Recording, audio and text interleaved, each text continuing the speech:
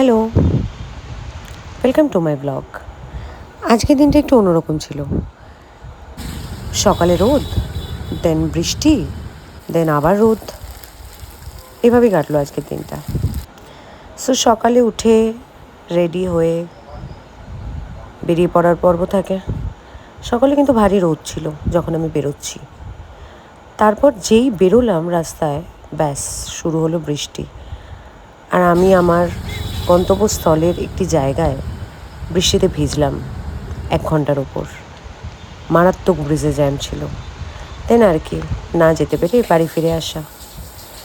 বাড়ি ফিরে এসে স্নান টান করে একটু ওয়েব সিরিজ দেখা, নিজের শান্ত ঘরে একটু কফি খাওয়া, একটু মি টাইম এনজয় করা।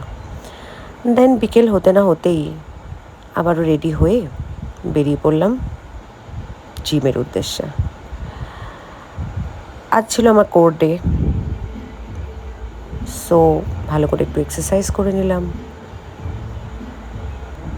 আর জিমে কম লোক ছিল, আই থিঙ্ক বৃষ্টির কারণেই খুব কম লোক এসেছে, তো অনেকটা ফাঁকাও পেয়েছি জিম। দেন বাড়ি ফিরে একটু সাবুদানার খিচুড়ি বানিয়ে রাতের ডিনার কমপ্লিট করা। এই দেখতে দেখতে আজ দিনটা চলে গেল। বাই, আবার দেখা হবে।